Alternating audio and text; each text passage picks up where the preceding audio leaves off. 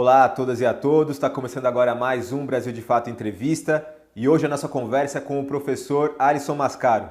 Professor, tudo bom? Olá Zé, alegria estar com você, com todas e todos que acompanham o Brasil de Fato. Alisson Leandro Mascaro é jurista e filósofo marxista. Mascaro é doutor em Filosofia e Teoria Geral do Direito e professor na Faculdade de Direito da Universidade de São Paulo, a USP. Pela editora Boitempo lançou Crise e Golpe, Estado e Forma Política e Crítica do Fascismo. Obrigado por aceitar o convite e vir aqui conversar com a gente hoje. Professor, queria começar falando sobre o teu novo livro, Sociologia do Brasil, pela editora Boitempo. Você lançou esse ano, né? Você faz um apanhado sobre os principais nomes da sociologia brasileira no livro, quase uma antologia, né? E aí você acaba encaixando eles em três espectros distintos. Os jus-positivistas, não jus-positivistas e os críticos. Do meandro do direito, do qual o senhor faz parte. Queria saber, como é que surgiu a ideia de resgatar a ideia desses pensadores brasileiros? Sociologia do Brasil é o livro que agora acaba de ser lançado pela Boitempo Editorial e nele eu busquei organizar para o nosso público brasileiro as possíveis interpretações e leituras a respeito do Brasil. Porque muita gente disputa o modo de compreender a nossa sociedade, muitas pessoas constatam problemas e também virtudes do Brasil, mas nós temos aqui uma espécie de polifonia. Existem muitas visões e nós, quando olhamos para estas interpretações a respeito do Brasil, muitas vezes ficamos chocados com o grau de divergência dessas leituras. É importante que nós saibamos por que há essas divergências. Porque algumas pessoas dizem que o problema do Brasil é a falta de leis. E por que existem pessoas que dizem que o problema do Brasil são as leis? Exatamente, são estas duas leituras opostas uma à outra. Então, eu organizei a partir de uma trajetória da minha própria reflexão teórica, uma proposta de três grandes horizontes de interpretação sobre o Brasil. O primeiro deles é o horizonte liberal, trabalhando nos termos da política, que para quem trabalha com direito então se chama jus-positivista, esse palavrão quer dizer as leis, as instituições, o direito posto pelo Estado. A outra interpretação é não liberal e a terceira é a crítica. Para você que me acompanha, a minha expectativa é que você alcance este grande horizonte da crítica, que é o horizonte que vai pensar a nossa sociedade a partir do modo de produção, que é a nossa estrutura brasileira numa sociedade que é capitalista, que se organiza nesse contexto. Mas não são, historicamente, todas as pessoas que explicam o nosso país ou qualquer país do mundo pelo modo de produção. Tem gente que diz assim, o problema do Brasil é o jeitinho brasileiro. É muito diferente explicar assim do que explicar. O problema do Brasil é um modo de produção cuja apropriação da terra, da indústria, das estruturas da produção. Esta apropriação está na mão de poucas pessoas. É muito diferente explicar isso do que explicar aqui o povo é malandro, ou aqui a elite é malandra, não importa o grau de recorte desta interpretação. De tal sorte que aqui então eu proponho em Sociologia do Brasil uma sistematização para ajudar a nossa gente a compreender os discursos que têm sido falados há 20, 30, 50, 100 anos e mais que isso, há 200 anos a respeito do Brasil. Eu começo esse livro mostrando as interpretações pioneiras sobre o Brasil do século XIX. Já havia no século XIX, ao tempo da independência do Brasil, pessoas dizendo e propondo visões liberais a respeito do país. Então, pelo século XIX já havia quem propugnasse que o Brasil tinha que respeitar as contas públicas e não gastar. Não tinha que se ver com resolver o problema da pobreza do país. Tinha que reservar dinheiro para pagar a dívida externa com a Inglaterra, que tem 200 anos.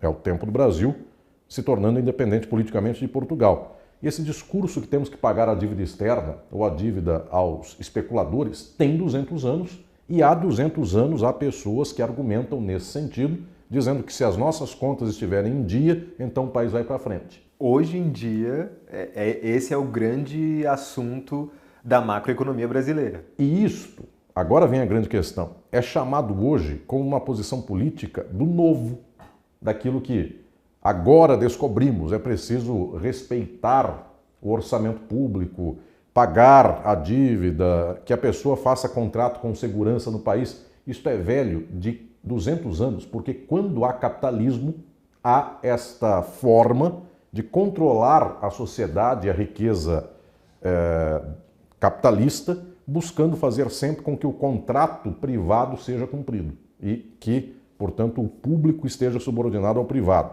De tal sorte que eu vou desenvolvendo no livro estas visões que eu chamo de liberais desde o século XIX. Pessoas, inclusive, muito progressistas dentro do liberalismo, como foi no século XIX o próprio Frei Caneca, lá no início do século XIX, é o tempo da independência. Como foi o primeiro homem votado nacionalmente a governar o país, e que, via de regra, a história da política esquece dessa figura, que foi o regente Feijó, o primeiro regente votado do país no tempo do interregno entre o reinado, entre o império de Pedro I e Pedro II. Era uma posição liberal, mas também liberal foi Rui Barbosa, que quebrou o país nesses termos de uma política econômica de retrocesso, apenas contábil, apenas de fechar as contas, na virada do século XIX para o XX. Então, esta minha forma de organizar nos revela, inclusive, aqui uma força de poder compreender que o discurso liberal que hoje é predominante na imprensa, tirando a nossa valorosa imprensa progressista, mas essa aí hegemônica é toda liberal, na universidade e mesmo na pauta de muitos partidos políticos, ou da maioria dos partidos de direita, esta pauta ela não é nova. Essa pauta quebra um país há 200 anos, limita as condições de um país há 200 anos. Então eu vou desenvolvendo esta reflexão para mostrar como esses autores liberais instituem uma lógica de mundo que diz assim: o Brasil é o país do jeitinho, então é preciso o império das leis, contra o jeitinho. A começar dessa leitura que passou, por exemplo, por Rui Barbosa, nós estamos no século XXI com coisas como Sérgio Moro e Operação Lava Jato, que dizem o mesmo. É preciso acabar com o jeitinho do Brasil e recolocar o império das leis. Gente que faz mais jeitinho nas leis do que aquilo que eles acusam de fazer o jeitinho das leis. Ou seja, uma hipocrisia, um cinismo aqui no caso, agudo para lidar com os problemas sociais. Desconhecem a pobreza, desconhecem os problemas do campo e da cidade, desconhecem os problemas da classe trabalhadora, dos grupos oprimidos historicamente da sociedade. O senhor também fala sobre essa defesa que esses sujeitos fazem das instituições, né? E também são os mesmos sujeitos que quebram essas instituições. Sim, porque exatamente é uma espécie de ataque ao poder para tomar o poder e para controlar o poder. Porque os grupos que controlam o poder nas sociedades capitalistas, o Brasil é só mais uma delas, não tem nada do Brasil que seja diferente de qualquer outro país, os grupos que controlam o poder são, via de regra, sempre os grupos próximos ou diretamente ligados às burguesias dos seus países. Então, sempre quando a sociedade é vista pelo ângulo da sua desgraça, a própria burguesia e essa gente que vive em torno da burguesia responde ou dá uma solução para a desgraça social que seja a manutenção do mesmo.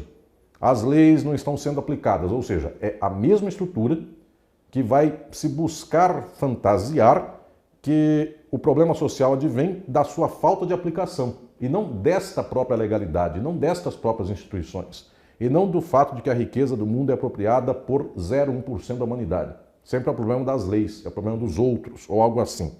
Então, esta leitura liberal eu ensino para que nosso público brasileiro possa, então, ter as ferramentas de entendimento para compreender que esse discurso é velho de 200 anos, no Brasil e no exterior, porque o liberalismo é mais ou menos o mesmo no mundo inteiro, e esse discurso tem um teto, tem um limite, tem uma base a partir da qual não se vai longe. Mas existem outros discursos históricos no Brasil que são aqueles discursos que eu chamo de não liberais. E tratando das questões institucionais, então eu posso também lhes dar o nome a esses discursos de não juspositivistas, porque não partem da defesa do império da lei posta, não partem da defesa das instituições, partem de outras coisas. E eu agrupo pensadoras e pensadores nesse sentido, brasileiros, que não são plenamente críticos, mas também não são liberais. Então eu agrupo aqui uma série de ideias pelo negativo. Como não são uma coisa nem outra, eu puxo uma gaveta e digo, eles têm alguma coisa mais ou menos em comum, porque a sua ocupação nunca é só de defender as leis, como qualquer liberalismo do mundo. Eles tentam compreender alguma coisa social que seria tipicamente do Brasil, e então não estaria igualmente aqui posta esta coisa na Argentina, no Uruguai, no Paraguai, na Bolívia, nos Estados Unidos, no Haiti, em Portugal, na Espanha, em qualquer lugar. É sempre uma ideia de que existe algo na sociedade brasileira muito diferente do resto do mundo. Então, não é a leitura liberal, porque a leitura liberal é a mesma nos Estados Unidos, é a mesma na Inglaterra, é a mesma no Egito, é a mesma em qualquer lugar. Defender as leis, defender a ordem. Essa outra visão, não. Que tem no Brasil, e aí muita gente, inclusive, muito ligada à direita, muito ligada a um certo reacionarismo, diz assim, o que o Brasil tem, que o resto do mundo não tem, é uma coesão social muito peculiar, porque aí vem a desgraça. Dizem essas pessoas, a nossa escravidão foi diferente das outras escravidões do mundo, porque a escravidão dos Estados Unidos, da racialização da população negra tirada à força da África, esta racialização dos Estados Unidos deixava a população branca de um lado e a negra do outro. E aí um certo modo conservador reacionário de ler o Brasil diz assim, na nossa sociedade não, havia interação afetiva entre o explorador e o explorado. Darcy Ribeiro, por exemplo. Quando é uma leitura progressista, esta é a leitura do Darcy Ribeiro. Quando é uma leitura reacionária, é a leitura de Gilberto Freire, que diz que a relação entre Casagrande e Senzala no Brasil não era igual à dos Estados Unidos. Aqui havia interação erótica, inclusive entre o senhor e a escravizada. Isso tudo é um absurdo.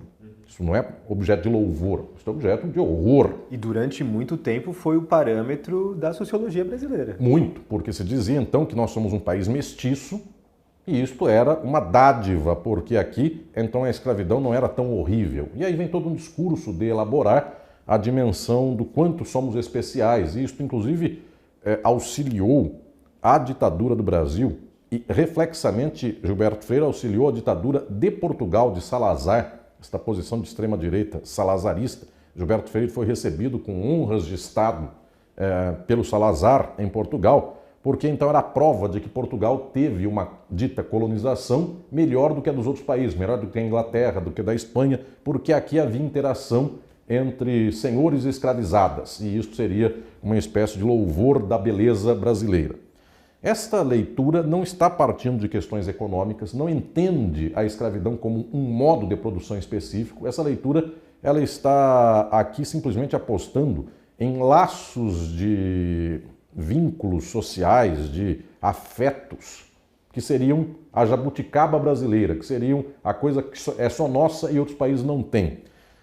Do outro lado, esta mesma postura não liberal, portanto, não está atacando leis, nem está lidando com o problema das instituições, está lidando com uma questão dita concretamente da coesão social. Do outro lado, posições como a de Darcy Ribeiro partem do mesmo pressuposto para fazer uma certa crítica. Aqui houve escravidão, esta escravidão foi inclusive erótica no sentido do estupro, no sentido desta violência marcada de senhores de escravizados, e esta posição fez do Brasil um país mestiço.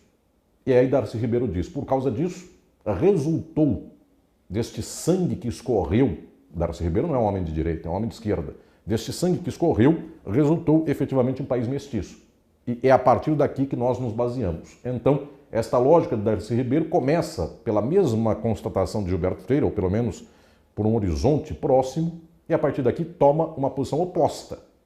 Agora é preciso fazer do Brasil uma nova Roma, lavada no sangue das populações indígenas, das populações negras trazidas à escravidão aqui no Brasil, de tal sorte que então se faz uma leitura progressista. Mas também essa leitura não está atacando diretamente os fundamentos econômicos, o capitalismo, o latifúndio, a estrutura do trabalho assalariado, a exploração da classe trabalhadora brasileira, então eu chamo a esse segundo horizonte de horizonte não liberal. Um liberal que é típico até hoje, é o discurso aí destes investidores dos mercados, eles se sentem confortáveis em dizer basta que se respeitem os contratos e tudo vai bem, basta que se pague o juro da dívida pública brasileira e tudo andará melhor. Esse discurso que inclusive encanta o Milei na Argentina, encanta qualquer um por qualquer lugar. E muitas vezes as gentes do mundo, nossa população... Principalmente o Fundo Monetário Internacional. FMI, o banco, o especulador, infelizmente boa parte da população do mundo cai nesse conto do vigário, porque acredita que se passar fome e então o dinheiro for dado para o rico, então a sociedade estabilizará, o rico investirá e as coisas acontecerão. É uma desgraça sem fim. Existe a leitura liberal, existe a leitura não liberal. É esta que tenta buscar aqui coesão, sangue, uma estrutura do porquê temos uma dimensão diferente das outras. E isto vai desde o século XIX, porque também, tal qual o liberal, eu mostro que as visões de coesão, as visões não liberais, têm uma história muito longa. No século XIX, nós tivemos o Visconde do Uruguai, e este intelectual e homem público do Brasil, de posição conservadora, dizia assim: o Brasil é diferente do resto do mundo. A colonização do Brasil nas Américas é única, porque a maior parte dos povos do continente americano foi colonizada por uma certa lógica de mundo espanhola. Então, há muitos países de colonização espanhola e só há um de colonização portuguesa, que é o Brasil, e os de colonização espanhola quebraram, se fragmentaram, e o Brasil ficou um só, porque aqui temos uma monarquia. Então, era a explicação reacionária pela qual o Brasil é o que é, porque temos um imperador. E, continuando na mesma toada deste não liberalismo, diziam, então o problema nosso não é seguir a lei que os Estados Unidos seguem, ou que a Argentina segue, ou que o México segue. A nossa questão é bater o pé naquilo que temos de especial. Volto a falar, é o não liberalismo, não é seguir as leis, as instituições de todos os lugares. O que temos de especial? Falamos português e nossos vizinhos todos falam espanhol. Todos são repúblicas e nós somos uma monarquia. E então temos que manter, aí vem a desgraça, a desgraça maior, o instituto que nos organiza, a escravidão. Porque se acabarmos com a escravidão, acabamos com a coesão social do Brasil. Então é um discurso paralelo ao liberal, porque o liberal diz assim: se aumentarmos o salário mínimo, quebra a economia do Brasil.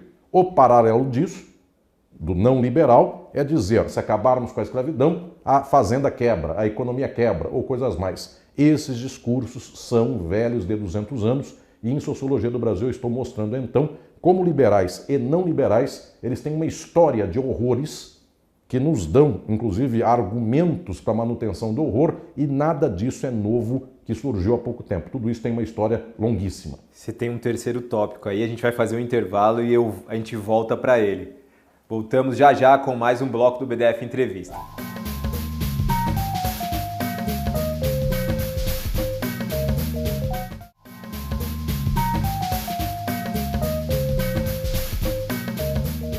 Voltamos agora com mais um bloco do BDF Entrevista, hoje entrevistando o professor Alisson Mascaro.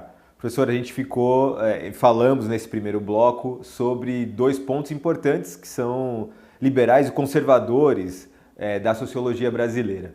E acho que tem um terceiro ponto que ele é muito importante e que talvez norteie também muito do que é feito hoje no campo progressista, no que é pensado hoje no campo progressista no Brasil, que são esses teóricos mais críticos. Florestan Fernandes, entre outros. Queria que o senhor falasse um pouquinho sobre como eles apareceram nesse horizonte brasileiro pós esses não positivistas, os não liberais, os liberais, enfim, essa salada toda da sociologia brasileira.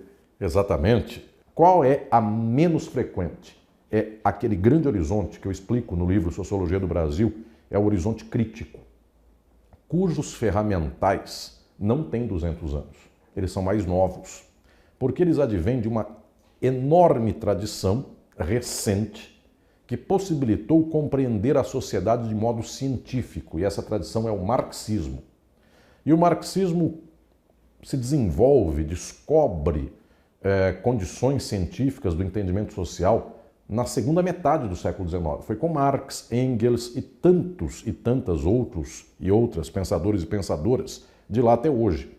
E este conjunto de ferramentas da ciência, e não mais simplesmente de uma posição ideológica, de dizer somos bons, somos ruins, viva o imperador, morra o imperador, coisas desse nível, estabelecendo uma leitura científica, isso no Brasil só chegou no século XX. No século XIX nós não tivemos esse ferramental entre nós, porque inclusive a Europa não teve esse ferramental, os demais países e regiões do mundo também não tiveram esse ferramental, até que se descobriu que nossa sociedade, qualquer sociedade do mundo, é organizada por um modo de produção. E então, ao ser organizada uma sociedade por um modo de produção, é lá que está a base, a determinação, a concretude do problema social. E não é simplesmente na acepção de que se nós somos crentes ou não crentes, se nós gostamos da interação entre as pessoas afetuosa, melosa ou indiferente. Não é por aí que vai o grande problema da questão, embora não se possa desconhecer uma lateralidade disso, mas no fundamental a dimensão é do modo de produção.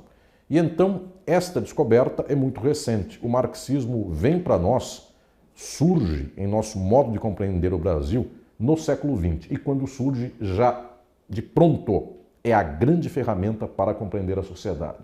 Então no livro eu trago pensadoras e pensadores fundamentais, como Caio Prado Júnior, que na primeira metade do século XX é um dos pioneiros desta leitura do Brasil a partir do modo de produção, como Rui Mauro Marini, Florestan Fernandes, Lélia Gonzalez, Beatriz Nascimento, Clóvis Moura, Jacó Gorender, Ciro Flammarion Cardoso, até chegar mais recentemente a grandes referenciais como Décio Sais. Então, efetivamente, existe um conjunto de saberes científicos para compreender a sociedade brasileira, que é um tesouro e é um patrimônio que, infelizmente, nos últimos anos, neste final do século XX e início do século XXI, foi se perdendo porque também a universidade não foi cultivando mais esse pensamento. Também muitos dos movimentos sociais desconheceram as ferramentas críticas do marxismo de tal sorte que é fundamental, e esse foi o meu objetivo no livro, resgatar e sistematizar este conjunto valioso de descobertas científicas sobre como funciona o Brasil, para que a nossa geração de hoje beba dessa fonte e tenha o melhor recurso para poder, enfim, compreender de modo científico a nossa realidade social e lutar de modo mais bem instrumentado no sentido da transformação social. Eu ia perguntar para o senhor justamente sobre isso. Entre os anos 30 e 70, acho que o mundo todo viveu uma onda progressista muito mais forte, né? Havia uma efervescência cultural e política, mas também aqui na América Latina, por exemplo, uma repressão muito grande das ditaduras sangrentas. Então se circulava muito mais essas ideias progressistas, elas tinham muito mais espaço na sociedade. Foi essa onda neoliberal dos anos 80 e 90 que fez rarear esse tipo de pensamento crítico? Foi. Isto é uma das razões muito objetivas pelas quais o capitalismo, quando ele reforça um certo domínio ideológico da sociedade, quando ele perde o véu de uma certa concórdia que havia nos meados do século XX, ao tempo das guerras mundiais, ao tempo inclusive da existência da União Soviética, que fazia com que um certo bloco capitalista não pudesse simplesmente dizer vou explorar a classe trabalhadora e nada eu darei em troca, porque havia uma espécie de sombra da ameaça do comunismo. Quando isto acaba, quando então reina uma espécie de domínio burguês sem contradição, sem oposição, então nesse momento também não é preciso conceder nada em termos de atenção ou interesse à classe trabalhadora e aos grupos dominados e oprimidos das sociedades capitalistas. Nesse momento, então, nós temos, eu diria, uma crueza de uma leitura de mundo capitalista que se torna plenamente liberal ou plenamente reacionária. Então, o liberalismo e o não liberalismo, cada qual contribui para uma espécie de majoração do problema, o liberalismo dizendo é só respeito aos contratos e pagar a dívida aos especuladores. Ponto. E se o povo passar fome? Não tem nenhuma preocupação com isso. E os não liberais reforçam também suas posições. O Brasil é um país cristão. Quem não gostar disso, se retire.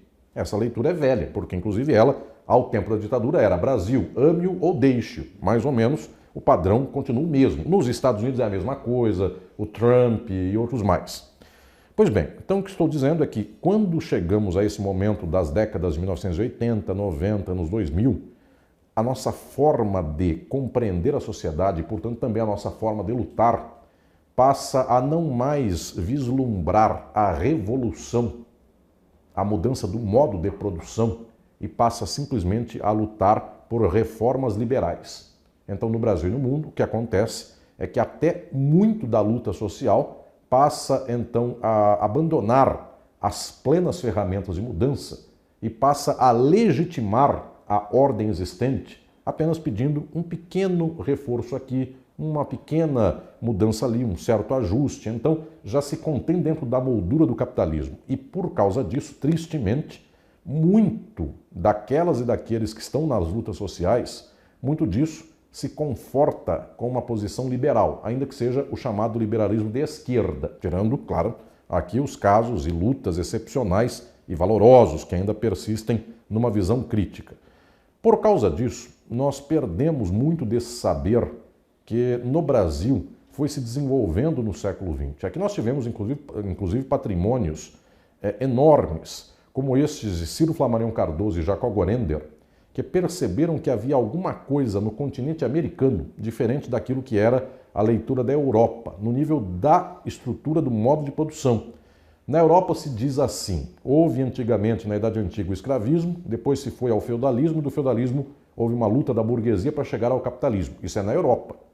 No continente americano... Revolução Francesa. Revolução Francesa, revoluções burguesas. No continente americano, Estados Unidos, Cuba, Haiti, Colômbia, Brasil, Argentina, a nossa história não saiu do feudalismo. Nós não tivemos vida feudal aqui neste continente. O que tivemos, essa é uma descoberta de Ciro Flammarion Cardoso e Jacob Gorender, e eu ensino estas descobertas fundamentais dos dois em Sociologia do Brasil, foi um modo de produção que só existiu no continente americano. Ele não existiu nesses termos na África, nem na Ásia, nem na Europa. O que tivemos aqui foi um escravismo colonial. Era uma estrutura própria destas sociedades, Estados Unidos, Brasil. Por isso nós nos parecemos muito, porque nos Estados Unidos também houve escravidão, houve racialização estrutural de seres humanos e houve uma resistência de setores dominantes econômicos em acabar com a escravidão. Houve uma guerra de secessão nos Estados Unidos, foi o modo deles de resistir. O nosso foi o fim da escravidão lento e gradual, como aqui é a solução tipicamente do Brasil. Também a ditadura militar acabou-se de modo lento, gradual e seguro. Pois bem, o que estou dizendo é que esta descoberta de que o Brasil não veio do feudalismo, os Estados Unidos também não vieram do feudalismo para o capitalismo, nos dá uma perspectiva de como é a nossa luta, inclusive a nossa luta no combate a esta estrutura de racialização que oprime estruturalmente a maior parcela da nossa população brasileira. Isto advém, inclusive, de um modo de produção, e não simplesmente do capricho de alguém cujo coração é duro ou mole, ou é bonzinho ou malvado. Não é por ali o problema central, é por uma forma de proceder socialmente que advém efetivamente do escravismo colonial. Então eu vou demonstrando aqui como esses tesouros para nós são fundamentais e como eles impactam inclusive a nossa luta inclusive em face do modo de produção capitalista, porque hoje não somos mais escravistas coloniais. O capitalismo do Brasil adveio do escravismo colonial, mas agora operamos uma exploração que esta sim é a mesma em qualquer país capitalista do mundo. Ela funciona do mesmo modo, propriedade privada, organização dos meios de produção na mão de poucas pessoas, os demais e as demais são explorados mediante contrato, trabalho assalariado. Essa dimensão, então, nos revela o impacto de uma leitura de transformação mais radical, no nível do nosso povo, das nossas classes, dos grupos racializados. Lélia Gonzalez, que vai nos demonstrar que o problema aqui não é moral, um problema é um problema de uma organização estrutural. Clóvis Moura, que também vem com uma leitura plena e radical de demonstrar que o nosso modelo de superação da sociedade não é simplesmente uma superação de relações intersubjetivas, envolve a superação do modo de produção. E pensadores decisivos, que inclusive tiveram uma história muito próxima ao MST, como por exemplo Rui Mauro Marini e Florestan Fernandes, que demonstram que não há a opção que alguns imaginariam de aperfeiçoar o capitalismo do Brasil como uma etapa preliminar para um dia chegarmos ao socialismo.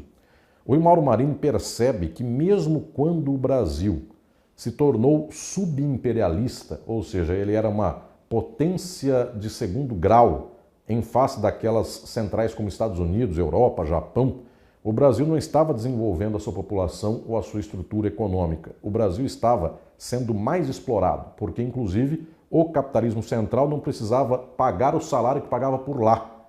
Uma indústria automobilística mandava a produção para cá, explorava ainda mais, uma superexploração do trabalhador no Brasil, e isto não desenvolveu o Brasil. Então a burguesia brasileira é uma burguesia consorciada, aquela do imperialismo, a dos Estados Unidos e da Europa. Por isso, percebe Rui Mauro Marini e também percebe Florestan Fernandes, quando nós temos essa tendência de imaginar que a nossa burguesia ela terá olhares críticos para dizer se nós destruirmos o nosso mercado consumidor, esta burguesia perde, porque ela não terá gente para comprar o seu produto. Essa leitura não é da burguesia do Brasil, porque ela está moldada naquilo que é o subimperialismo. Ela come do mesmo banquete do imperialismo. Ela torce pela lógica dos Estados Unidos. Os nossos militares são subordinados à lógica do imperialismo. Se os Estados Unidos vierem tomar a Embraer, chupar todos os documentos e projetos dos aviões e devolver sem pagar um centavo, os militares do Brasil não se incomodam com isso, porque são associados aos Estados Unidos. Então, não há uma opção aqui de dizer que o capitalismo brasileiro será um capitalismo que concorrerá com aquele do imperialismo e poderá criar o seu espaço. Muito pelo contrário, existe aqui uma estrutura de imperialismo. Rui Mauro Marini percebe isso, Florestan Fernandes percebe isso, e no livro Sociologia do Brasil eu destaco questões fundamentais e decisivas, como esta, que é uma descoberta de Florestan Fernandes ao tempo da ditadura militar do Brasil, quando ele diz que existe aqui uma espécie de circuito fechado. Então, para Florestan Fernandes, a burguesia do Brasil fez um amálgama com a burguesia dos Estados Unidos, elas não têm contradição, elas se fundem, então é a mesma coisa, e nesta fusão também estão os militares, eles estão nesse pacto, nesta junção, nesta coesão, estão os meios de comunicação de massa, porque eles não são nacionalistas brasileiros, defensores do interesse nacional, eles são exatamente agentes do imperialismo em solo local. Está a educação, está a formação ideológica das massas, a maior parte das religiões toma partido desta visão, de tal sorte que aqui se criou uma espécie de amálgama perfeito, um circuito fechado. Solução que então percebe Florestan Fernandes, solução que percebe então o próprio Rui Mauro Marini, o socialismo. No capitalismo, isto não é possível. E é uma avaliação totalmente atual, né? Totalmente. A gente vê isso agora acontecendo na nossa frente. Professor, a gente vai para mais um rápido intervalo e voltamos já já com mais um bloco do BDF Entrevista.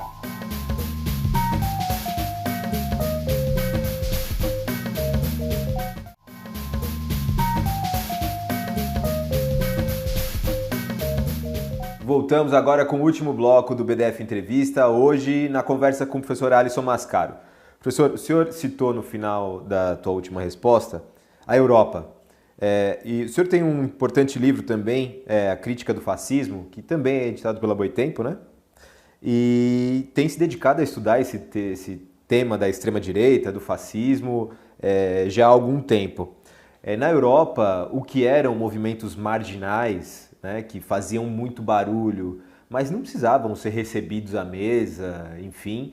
Agora, com a eleição no Parlamento Europeu, no último mês de junho, as coisas mudaram, né? Eles ganharam assentos importantes, já não são mais vozes periféricas, estão ali nos centros do poder. Como é que o senhor avalia esse avanço da extrema-direita no continente europeu?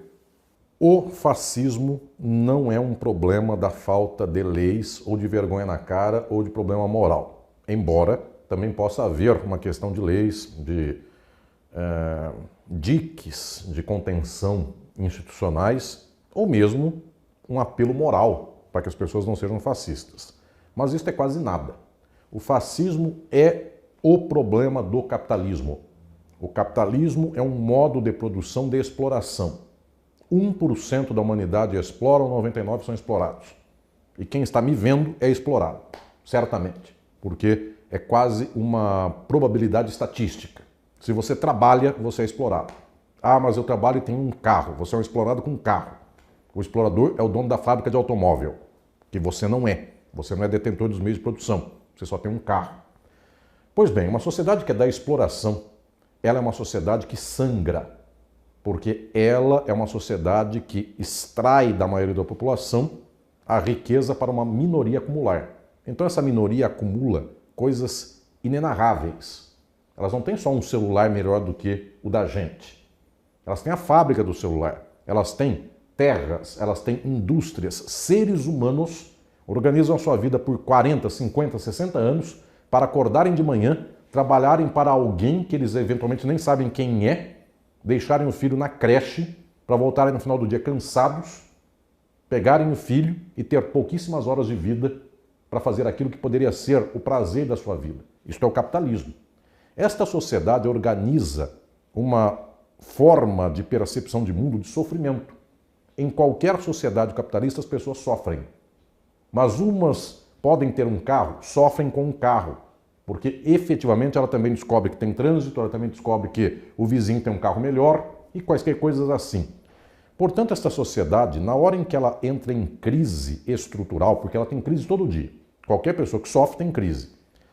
Na hora que ela entra em crise estrutural, quando a burguesia não consegue mais arrancar uma taxa de acumulação do povo tão grande, por contradições do próprio capitalismo, a burguesia percebe que existe aqui a possibilidade de que o povo se revolte, de que o povo se levante, porque a vida do povo nunca é boa no capitalismo.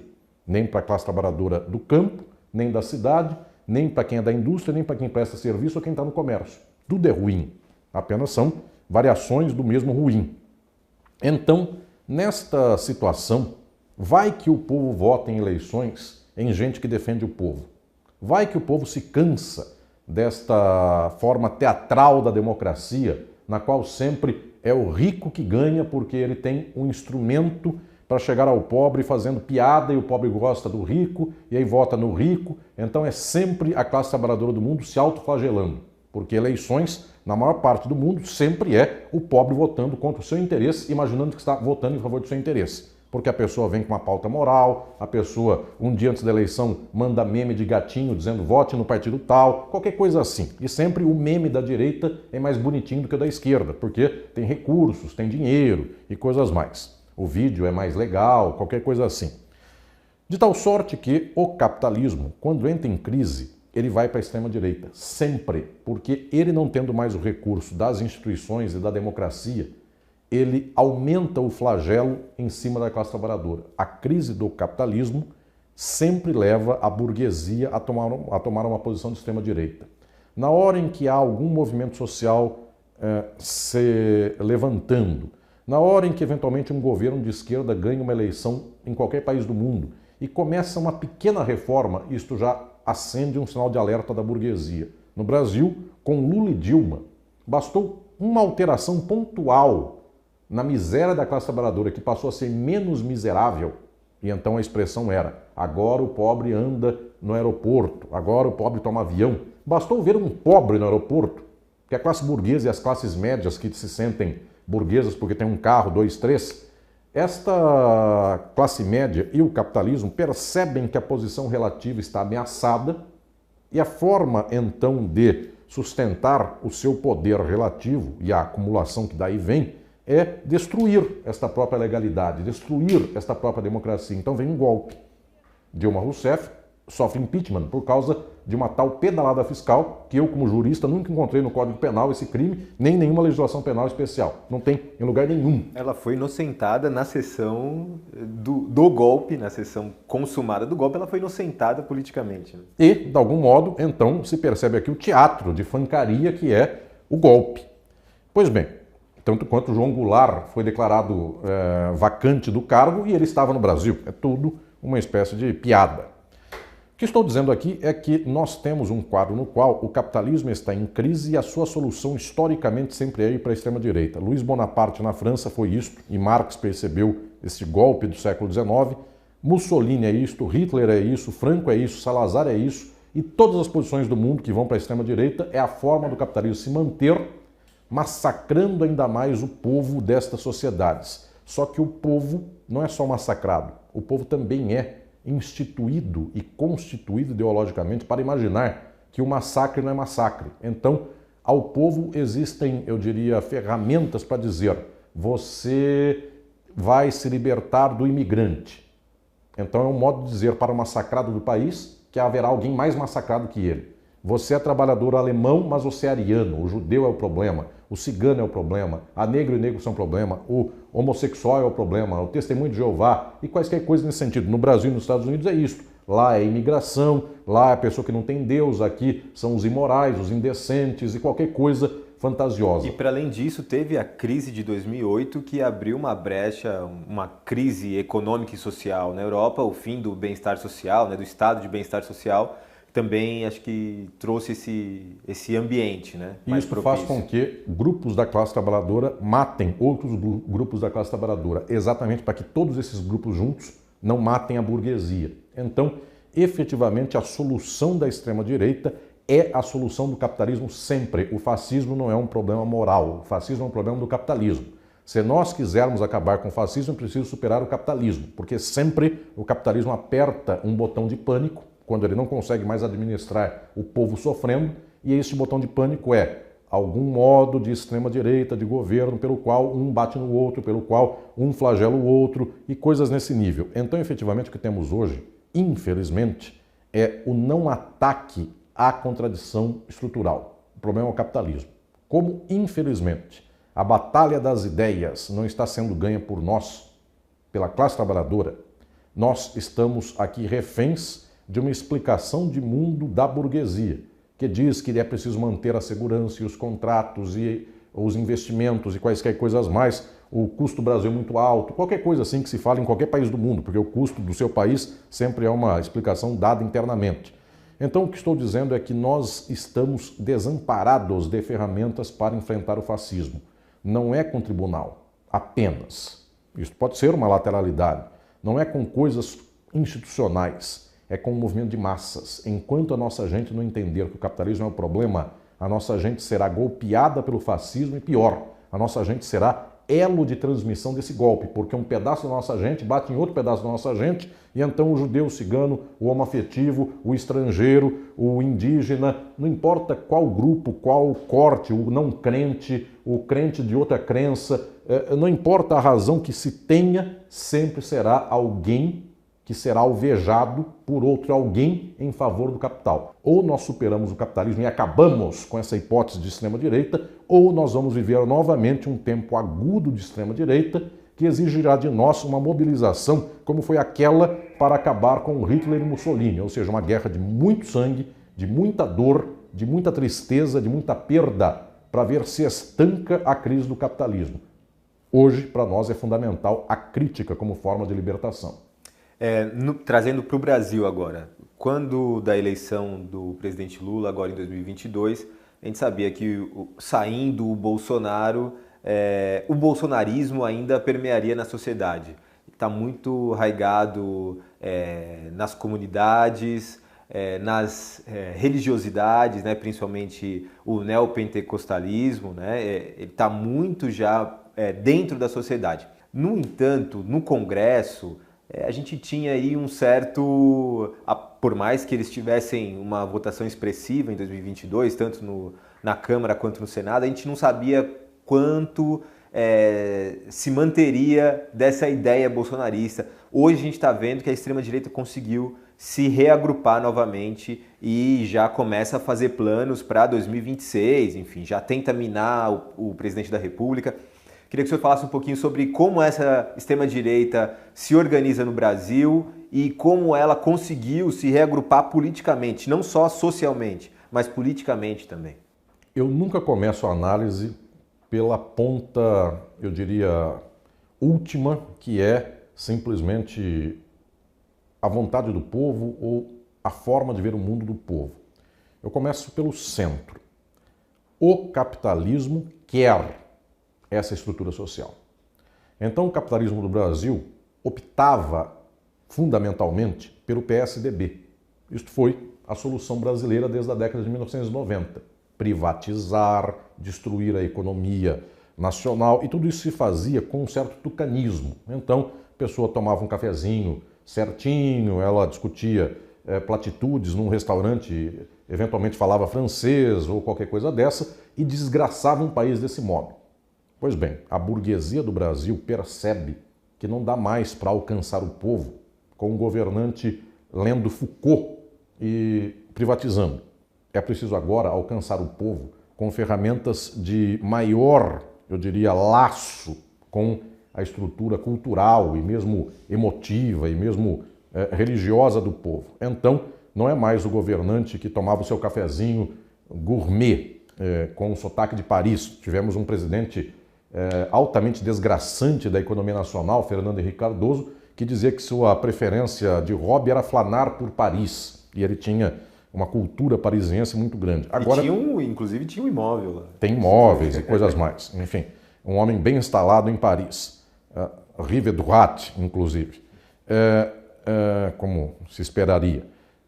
De tal modo que o que nós temos hoje é presidente da República que comia pão e coisas mais, com farelo no chão e coisas assim, não usava talher, algo mais. E também porque isso é um certo teatro. Enfim, até poderia usar um talher, mas reforçava uma ideia, eu diria, de tosquice, de rusticidade, porque alcançava uma dimensão popular, eventualmente, daquele horizonte que perde, eu diria, a repressão social de qualquer pessoa. Diz assim, tá vendo? Se ele é presidente, ele come com a mão e ele fala e solta farelo enquanto fala, eu também posso fazer. Então, é uma espécie de infantilização social permitida por um exemplo maior. Pois bem, nesta história toda é porque a burguesia optou por apostar nesses personagens, percebeu que a reprodução social se dava melhor com esses personagens, que ela então optou pela extrema-direita. Ela deixou de lado esta burguesia que come uma comida sofisticada. Ela passou a apostar nesta leitura, eu diria, mais tosca de extrema-direita. É por causa disso que nós temos um domínio ideológico tamanho, que nós temos a imprensa inteira, tirando as exceções, a imprensa majoritária de extrema-direita.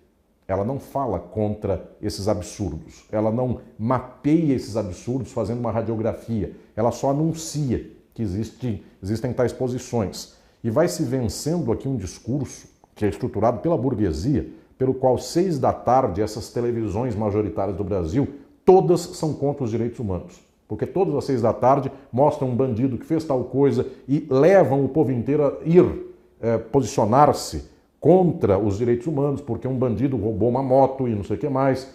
Esta sensibilização vem do capital. O capital lava o dinheiro do crime organizado. O crime organizado é uma forma de organização do capitalismo. As igrejas, em maioria, são uma forma de acumulação, ainda que em algum momento residual, ou ainda que outra numa circulação peculiar, mas elas são uma forma de acumulação. Então, esse dinheiro está no banco.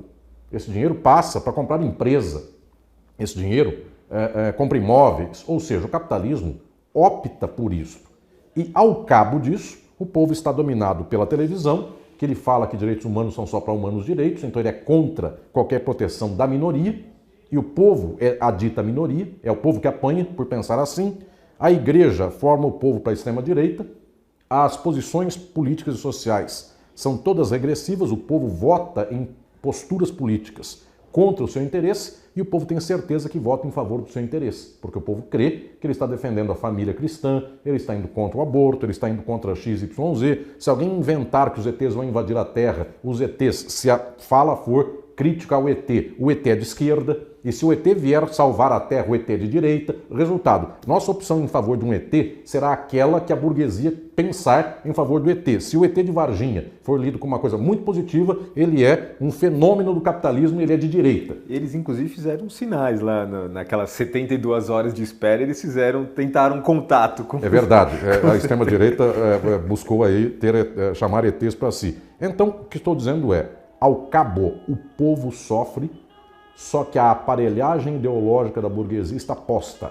Televisão, educação, faculdade, escola, religião, nós temos aqui então este domínio fechado e é contra esse domínio que nós devemos lutar hoje para que nós possamos fazer com que haja uma abertura de luta na nossa gente para entender qual é o problema e qual é a solução. A gente está já chegando no final do programa. Quero te fazer uma última perguntinha bem rapidinha. Eu sei que não é tão simples de responder, mas que a gente tivesse a tua contribuição para isso. No começo dessa década, principalmente após a eleição do Lula, muito se disse sobre uma nova onda progressista na América Latina, né? A gente tinha Gustavo Petro na Colômbia, Gabriel Boric no Chile, o Luiz Arce na Bolívia, né, restituindo após um golpe. No Peru também a gente teve um governo incipiente. Enfim, a gente teve algumas experiências. Na Argentina a gente ainda tinha Alberto Fernandes, né? Mas isso tem desmoronado, tanto no Peru. O Gabriel Boric parece uma esquerda, um progressismo um tanto diferente, enfim. Essa nova onda, ela nem rosa não foi, né, professor? Quando surgiu o fascismo e quando da ascensão do nazismo, Mussolini e Hitler, houve uma espécie de reação, eu diria, fraca, de uma certa esquerda europeia não marxista, que não lidava com as contradições do capitalismo, e houve então as chamadas frentes amplas. Isso se deu na França, isso se deu na Alemanha com o SPD, o Partido Social Democrata, que esses partidos tentaram resistir fracamente à ascensão da extrema-direita. Então tentavam dizer, olhe povo, como é que nós damos um pouquinho mais de coisas para vocês do que a extrema-direita. Só que esse pouquinho não era nada. Então efetivamente houve uma espécie de primeira onda de repique de esquerda quando da ascensão do fascismo europeu, que foi muito fraquinha. Ela não consegue resolver nada. E como ela prometia ser melhor que o fascismo, e não entregava praticamente nada melhor que o fascismo, eventualmente o fascismo se valeu inclusive de uma artimanha, que é, em algum momento, dar no imediato uma coisa a mais para o povo do que estas esquerdas liberais davam, porque efetivamente o fascismo expropriava a riqueza do judeu, ele eventualmente pegou um país para colonizar, como o Mussolini fez na África. Então ele dava uma riqueza inicial a mais do que essa esquerda liberal. O que está se passando na América Latina no início dos anos 2020 é o mesmo movimento europeu. É uma tentativa de setores, eu diria, cansados da esquerda, de ver se dão uma última forma de resistência. E, eventualmente, ela se dá por aí. Mas como ela não rompe com o capitalismo, ela não rompe com as contradições, este movimento é uma onda baixa. Então ele morre na esquina quando então quem pauta as sociedades do capitalismo, das Américas, do mundo inteiro, da Europa também hoje, quem pauta é a extrema-direita. Quem faz o discurso forte, quem faz o discurso de condução, tanto quanto foi Mussolini e Hitler naquele tempo, e a social-democracia alemã não dava pauta nenhuma, a esquerda francesa antimarxista também não dava pauta nenhuma, quem dá a pauta hoje do mundo é a extrema-direita. As esquerdas reagem, e todo mundo percebe que um discurso reativo ele é fraquinho. Então o discurso dessa gente, de Boric até os outros mais, é um discurso fraquinho, que não alcança a esquina da luta social. E a extrema-direita, então, ela tem um discurso forte, ela amarra o povo consigo, ela dá uma luta a partir de uma pauta ideológica muito coesa, e isso é um perigo enorme. Ou nós alcançamos a forma de luta ideológica mais alta do que da extrema-direita e dizemos o capitalismo é o problema e passamos a mobilizar o povo para uma transformação social, ou fazemos isso, ou então essa entrega pontual de políticas públicas não tem alcance de poder transformar as massas. Então a hora é uma hora extrema pela qual este enfrentamento parcial não é mais possível. Agora é a hora de uma luta grande. Professor, muito obrigado por essa aula, viu? Obrigado, que alegria.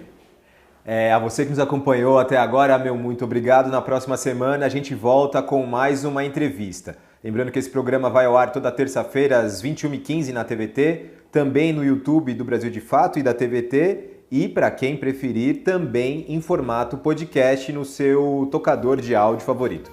Obrigado e até a próxima semana.